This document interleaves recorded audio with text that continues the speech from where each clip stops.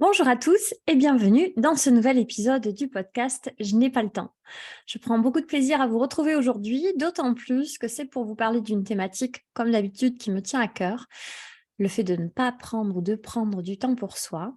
Et aujourd'hui, je vais surtout vous faire le retour d'un sondage que j'avais envoyé donc à mes élèves par newsletter sur mon canal Telegram. Et donc, j'ai eu pas mal de réponses et je remercie toutes celles et ceux qui ont pris le temps d'y répondre. Et donc, j'aimerais aujourd'hui, lors de cet épisode, vous partager ce qu'il en ressort parce que je vous assure que c'est super intéressant et surtout, on a parfois l'impression d'être incompris, d'être un peu seul dans ce qu'on est en train de traverser. Et puis finalement, dites-vous que vous n'êtes pas seul puisque les réponses se ressemblent quand même beaucoup. Avant de démarrer, je voudrais juste vous parler de ce qui se passe en ce moment sur les réseaux de l'Onaya, puisque je lance la nouvelle version de la Lonaya TV. La Lonaya TV évolue complètement. La Lonaya TV s'appellera maintenant Pause. Et Pause est votre plateforme dédiée au bien-être à volonté. Donc sur Pause, vous allez pouvoir trouver du yoga, bien sûr, différents types de yoga, mais également des programmes par thématique. Donc, pour ceux qui ne savent pas vraiment ce qu'ils veulent faire comme vidéo, eh bien, vous pourrez choisir une thématique à suivre sur plusieurs jours ou plusieurs semaines, avec aussi la possibilité de choisir les durées de vos vidéos. Et de plus en plus de vidéos courtes sont accessibles sur Pause. Et puis l'idée de Pause, c'est vraiment d'aller au-delà du yoga, c'est aussi de vous proposer de la mobilité, du renforcement, de la méditation, des conseils bien-être, tout ça agrémenté d'une petite touche d'human design. Et je vous assure que le programme de Pause est super intéressant et c'est toujours une très belle possibilité d'avoir une plateforme sur laquelle on peut se connecter d'où on veut, quand on veut, pour pouvoir prendre du temps pour soi. Vraiment, le point essentiel que je veux mettre en avant sur cet outil Pause, c'est que je vais créer les vidéos par rapport à vos demandes. Donc, pour cela, il y a un groupe Facebook dédié à tous ceux qui sont abonnés à la plateforme Pause. Et puis, bien, toutes les semaines, je vous ferai des demandes de caler votre vidéo idéale. Qu'est-ce que vous voulez? De quoi avez-vous besoin en ce moment? Et je vous retournerai la vidéo dédiée. Voilà. N'hésitez surtout pas à vous connecter sur le site internet www.lonaya.fr puisque le site internet a aussi pris un grand coup de frais, un grand coup de neuf. Et vous y retrouverez, en plus de Pause, toutes mes ressources gratuites. J'ai fini mon petit instant pub.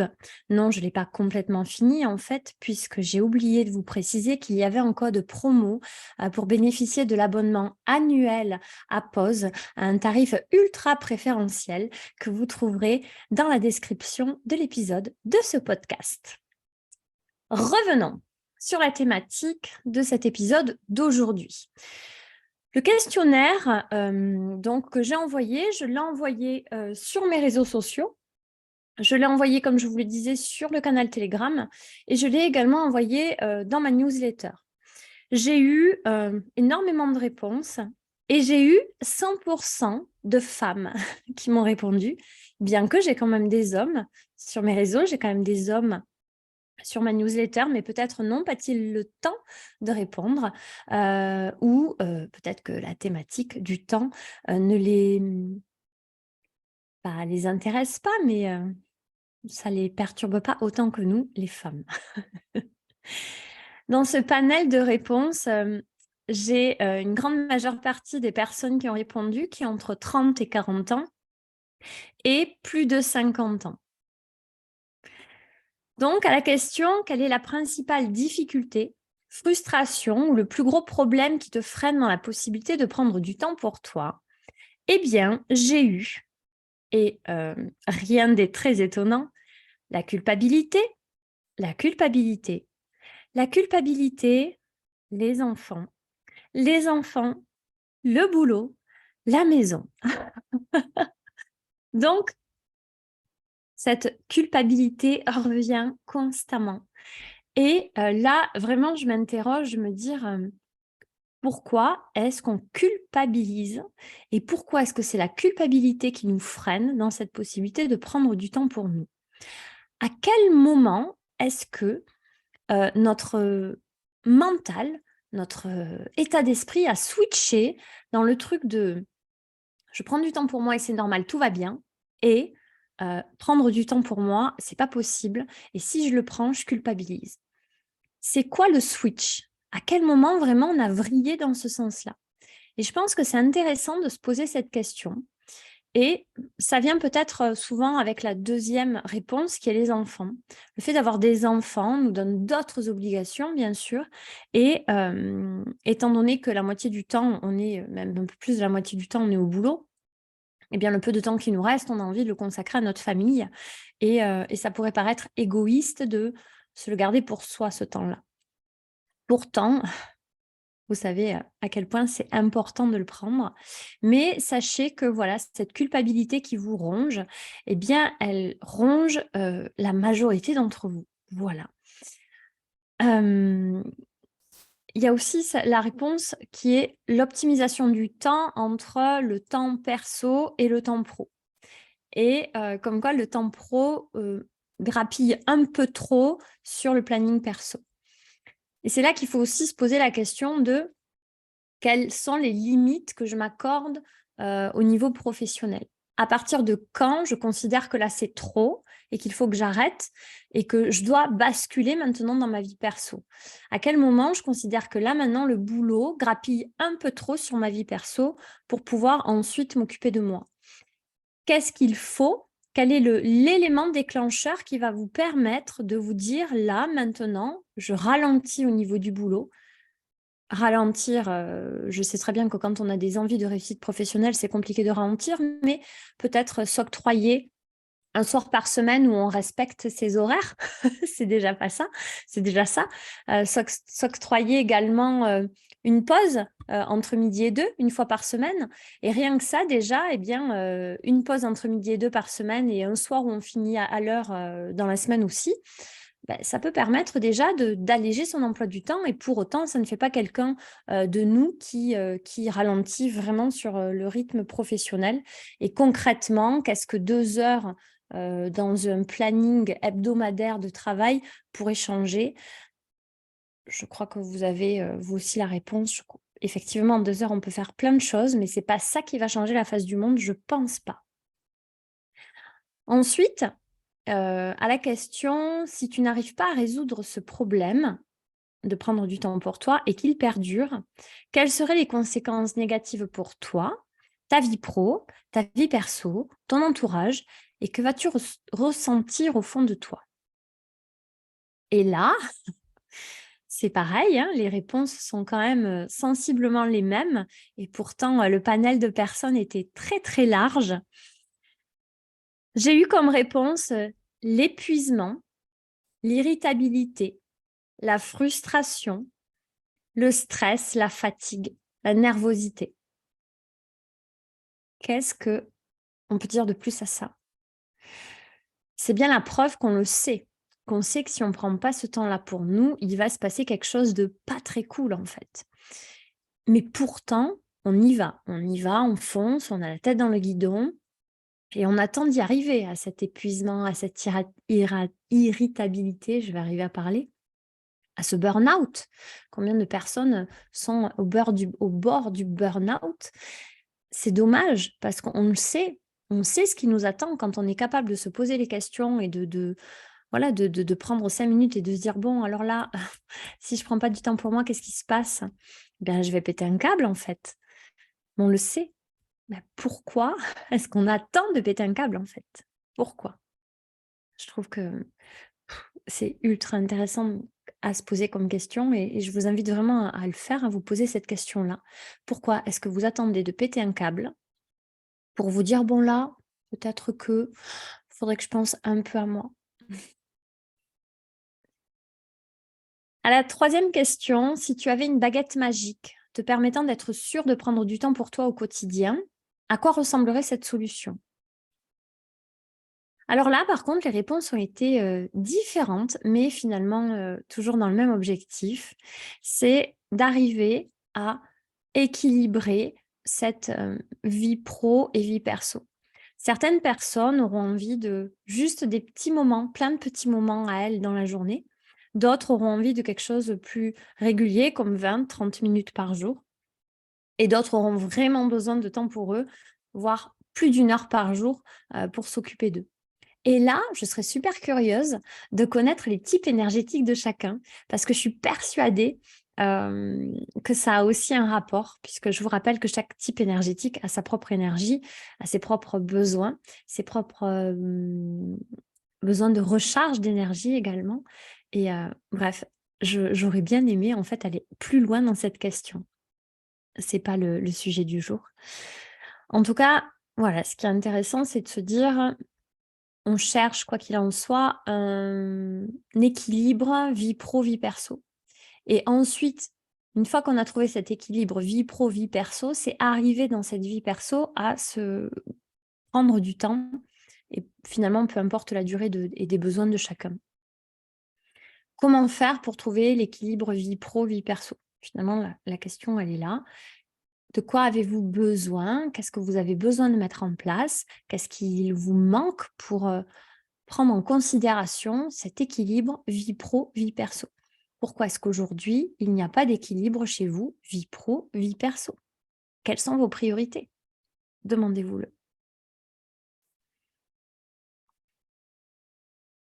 Si vous aviez accès à cette baguette magique, à cette solution idéale, quel serait votre résultat final?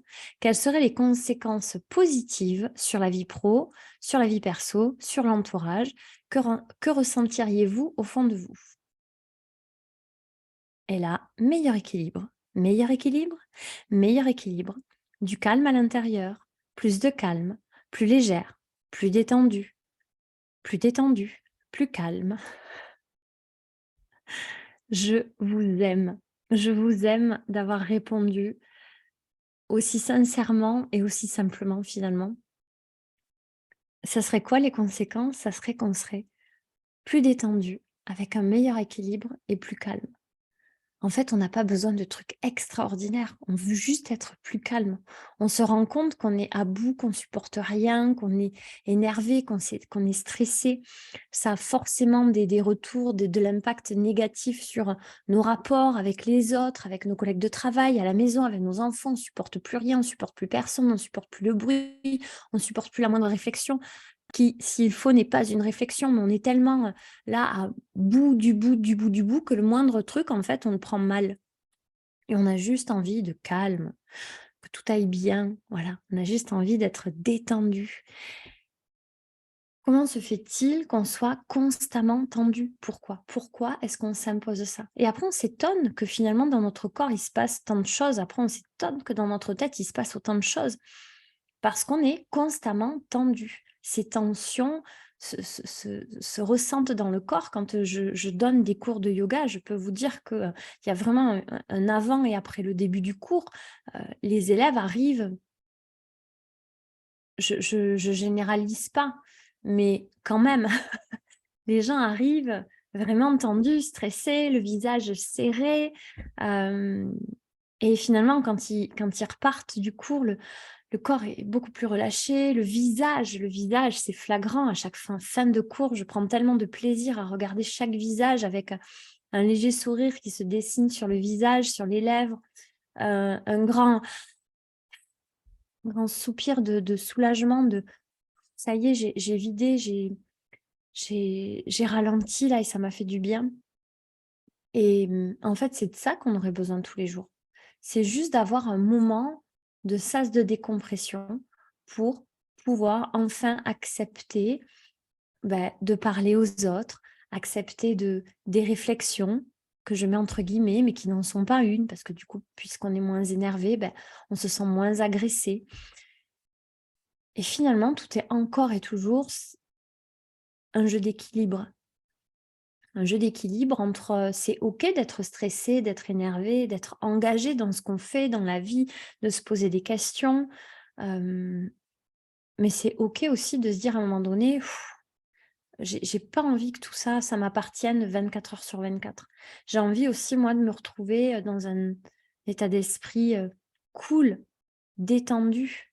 J'ai envie de souffler, j'ai envie de me sentir bien, j'ai pas envie de me sentir tendue, stressée, j'ai pas envie de sentir mon corps serré, j'ai pas envie d'avoir la mâchoire crispée, j'ai juste envie de me sentir bien.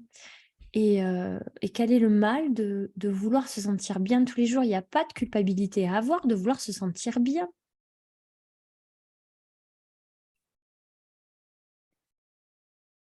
S'il y avait un sujet que vous souhaitiez apprendre maintenant tout de suite, ça serait quoi? Eh bien, vous avez répondu le lâcher prise, équilibre vie pro et vie perso, on en revient toujours aux mêmes choses, hein, de toute façon, sur la gestion du temps. Ouais, la gestion du temps. Bah, ça reprend ce que je vous ai dit, tout à l'heure, en fait. C'est que finalement, à partir de quand on estime que là, on a suffisamment travaillé et qu'il est temps de basculer dans sa vie perso, de mettre de côté sa vie pro et de basculer dans sa vie perso. Ça ne veut pas dire qu'on est moins investi, ça ne veut pas dire qu'on n'a aucune conscience professionnelle, ça ne fait pas de nous quelqu'un qui ne souhaite pas réussir. Hem, Ça fait juste quelqu'un qui cherche l'équilibre, le juste équilibre. Et de toute façon, quand on voit, tous les reportages qu'il peut y avoir maintenant, toutes les lectures, auxquelles on a accès, tous les grands chefs d'entreprise, les sportifs de haut niveau qui se livrent, sur leur vie et sur leur réussite. On a de belles, belles, belles sources d'inspiration maintenant et c'est ultra accessible. Eh bien, ces personnes-là, ont finalement cet équilibre à vie pro et vie perso, ce qui ne leur enlève en rien leur envie de réussir, qui est même, au-delà de la moyenne, en fait. Mais ils arrivent quand même avec cette envie de réussir, cette rage, cette envie de mordre la vie à pleines dents, de de trouver ce juste équilibre entre, la bonne dose entre, là, c'est le travail et là, c'est pour moi.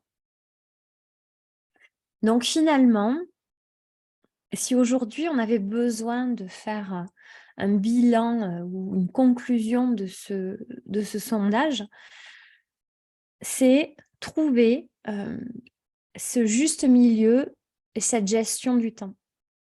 Cette gestion du temps qui finalement va être la plus importante. On pense toujours qu'on a une très bonne gestion du temps, qu'il nous est impossible, d'avoir une meilleure gestion du temps tellement on a tout, programmé, tellement les choses sont compactées, la moindre minute est calculée. Mais si on regardait tout ça d'un œil extérieur et qu'on se disait: «Bon attends, comment est-ce que je pourrais articuler tout ça autrement? Si, c'était quelqu'un d'autre qui m'exposait cet emploi du temps-là, qu'est-ce que je pourrais lui donner comme conseil?» Parfois se sortir de sa propre situation, regarder les choses d'un œil extérieur, bah, permet d'avoir une autre vision. On se croit toujours très organisé et pourtant parfois il y a des choses qui pourraient paraître évidentes à quelqu'un d'autre, mais qui ne l'est pas pour vous, parce que vous êtes en plein dedans. Donc n'hésitez pas peut-être à partager un jour, votre emploi du temps à quelqu'un. Et lui dire: «Voilà, si tu étais à ma place, voilà comment ça se passe, voilà quels sont mes horaires de boulot, voilà quelles sont mes obligations, professionnelles, voilà quelles sont mes obligations, personnelles, voilà ce que j'aimerais faire, voilà ce que je fais déjà, voilà ce que mon conjoint prend en charge». Il y a tout ça aussi. Voilà ce que mon conjoint pourrait prendre en charge, mais que je ne lui laisse pas prendre en charge. Voilà ce que mes amis, ma famille, pourraient faire également heu, pour m'aider. Est-ce que je suis en capacité de déléguer? Est-ce que j'ai quelqu'un pour pouvoir déléguer? Et juste l'exposer à quelqu'un d'autre, à quelqu'un de neutre, qui puisse vous donner, lui, son avis. S'il devait refaire cet emploi du temps-là, avec tous les éléments que vous lui avez donnés, comment il le ferait? Et parfois, avoir cette vision de quelqu'un d'autre d'extérieur, mais ça peut permettre de mettre en lumière des points. Alors, ça va pas révolutionner, votre emploi du temps complètement, mais c'est vraiment le genre de choses qui permettent un peu des fois de switcher de point de vue et de se dire: «Ah oui, mais peut-être que si je change ça avec ça, il peut se passer un truc». Et par exemple, j'étais quelqu'un qui, avait tout le temps ma pratique de sport le midi, ou entre midi et 2 ou le soir après le boulot. Donc, c'était quelque chose où j'ai essayé d'être très régulière parce que je me considérais pas du matin. Parce que j'avais besoin de dormir, parce que le soir, j'avais du mal à m'endormir, parce que les journées étaient stressantes et que je me couchais, j'étais encore à bloc et que, il me fallait en fait mon petit moment le soir pour souffler, pour traîner et finalement ça me faisait coucher tard.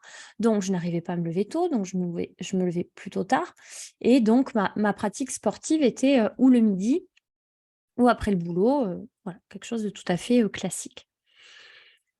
Mais finalement, entre midi et deux, il y avait toujours un truc à faire, donc bah, ça sautait une fois sur 2. Et le soir, quand je le faisais, pareil une fois sur 2, parce qu'il y avait toujours des impératifs, des obligations finalement, un enfant à amener à tel endroit, une réunion de parents d'élèves, enfin il y avait toujours quelque chose qui se rajoutait et finalement j'arrivais pas du tout à être régulière dans ma pratique sportive.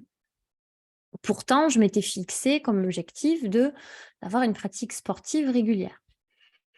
Mais j'y arrivais pas et il m'était impossible de penser autrement. Je ne pouvais pas penser autrement. C'était ou le midi ou le soir, j'avais pas d'autre moment. C'était inenvisageable.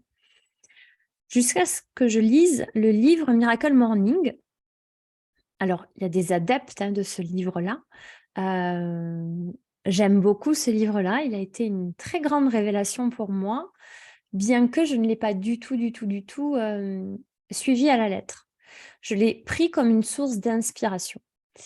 Donc le Miracle Morning, en fait, aide, l'écrivain nous explique, tout ce qu'il fait le matin pour bien démarrer la journée, pour démarrer la journée pour lui, pour démarrer la journée, avec un bon mindset, pour, ensuite avoir des journées qui sont, qui se déroulent au mieux, sans aucune frustration pour lui. Seulement, il a une liste comme ça, de points à faire et ça fait une matinée pour soi qui durerait presque 2 heures, en fait. Donc le gars, s'il commence à 7h30 à bosser, on va compter qu'il lui faut une demi heure pour se préparer, donc 7 heures, il se lève à 5 heures du mat pour faire son miracle morning. Me lever à 5 heures du mat, ça m'intéressait pas du tout. Il y a plein de choses qu'il exprime dans son Miracle Morning, faire du journaling, faire de la lecture, faire quelque chose de créatif, bouger le corps. Dans sa logique, il donne toutes les possibilités et lui, dans ses Miracle Morning, il fait tout un tas d'activités, tout ce panel-là qui nous est offert, pour n'avoir aucune frustration. Et pour moi, c'était beaucoup trop. Par contre, je me suis dit, effectivement, le matin, je traîne. Alors je traîne. Oui, je traîne avec le téléphone, beaucoup. Si je suis objective, quand, je m'installe pour prendre mon thé, je me mets sur mon téléphone et je dois passer au moins une demi heure à boire mon thé, à scroller sur le téléphone. Est-ce que ça m'apporte vraiment quelque chose?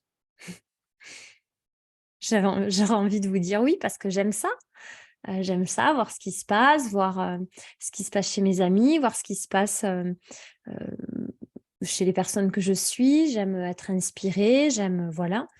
Mais je me disais: «Est-ce que ça apporte vraiment quelque chose dans mon début de journée? Est-ce que c'est vraiment quelque chose qui est, inspirant pour mon début de journée?» Bon, concrètement, non. Donc je me suis dit: «Bah, écoute, finalement, si cette demi heure-là, tu l'utilisais à faire quelque chose que tu aimes ou que tu regrettes de ne pas avoir le temps de faire le reste de la journée, fais-le». Bien sûr, faire du sport le matin, c'était juste inconcevable pour moi. Donc je me suis dit: «Plutôt que de regarder ton téléphone le matin, eh bien tu vas lire, hein, puisque tu n'arrives plus à lire le soir». Donc je me suis mis à lire le matin, à la place de mon téléphone et ça m'a procuré un plaisir hallucinant. J'aurais jamais pu penser que lire le matin, ça puisse avoir autant d'effet sur moi. Je démarrais la journée en fait avec un super état d'esprit, super contente pour moi, du temps que j'avais pris pour moi. Alors en plus, je choisissais mes lectures forcément, c'était des sujets qui me parlaient, des sujets qui me faisaient du bien, donc c'était encore plus inspirant que ce que je pouvais voir sur Instagram et finalement, ça m'a fait prendre conscience que, ces matins-là, ces 30 minutes que je prenais pour moi le matin, c'était finalement beaucoup mieux que ce que je faisais avant à scroller sur mon téléphone. Et c'est comme ça que j'ai, au fur et à mesure, construit mes matins de routine. Et finalement, ces matins de routine, je les ai changés très régulièrement. Je les change encore très régulièrement. Un coup, je fais, de la lecture, un coup, je fais de l'écriture, du journaling. En ce moment, je suis à fond, dans le yoga ou dans le renforcement musculaire et je vous assure que parfois, ça ne prend même pas 30 minutes. Mais, je prends vraiment ce temps-là pour moi et ça vient pas je mets pas forcément le réveil plus tôt. Bien sûr, maintenant, je prends plaisir à me construire des matinées, des matins qui sont plus longs, mais, mais avant d'en arriver à ça, je suis restée sur le même réveil, en fait. C'est juste que je faisais autre chose. Et finalement, j'arrivais à prendre ces 30 minutes-là le matin de manière très régulière, parce que le matin, boire mon thé avec mon téléphone, c'était quelque chose que je faisais tous les matins. Donc, du coup, ben, le matin, boire mon thé avec ma lecture, ou ensuite boire mon thé et faire mon yoga, ou boire mon thé et faire mon renfort musculaire, c'était quelque chose que j'avais d'accessible tous les matins. Et j'avais plus à courir pour essayer de trouver du temps le midi ou le soir. Et finalement, en commençant à pratiquer le matin, en faisant quelque chose pour moi le matin, ben, je passais ma journée sans être frustrée de me dire: «Oh là là, mais à quel moment tu vas pouvoir aller faire ton sport? À quel moment tu vas pouvoir faire ci pour toi? À quel moment tu vas pouvoir faire ça?» puisque j'avais déjà fait. J'avais déjà commencé ma journée avec ça. Et donc, j'ai appris en fait à me coucher en étant satisfaite de ma journée, où j'avais été super productive, comme d'habitude, j'ai envie de dire, mais où j'avais en plus de ça pris du temps pour moi sans me prendre la tête de me dire: «Bon alors tu le fais au détriment d'autre chose». Je suis pas là pour vous dire qu'il faut absolument que vous fassiez des routines du matin, mais en tout cas, c'est ce livre-là qui m'a permis de déclencher quelque chose chez moi et de me dire: «Oui, toi, ton emploi du temps que tu penses ultra calé, ultra borné et indécrottable, en fait, il est comme ça, il est figé, il n'est pas possible de caler autre chose, il n'est pas possible d'articuler ton planning autrement».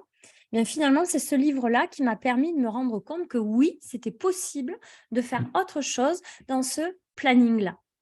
Et c'est en ça que je vous dis que parfois, heu, en parler à d'autres personnes, c'est aussi avoir une vision extérieure de ce qu'il est possible de faire ou pas.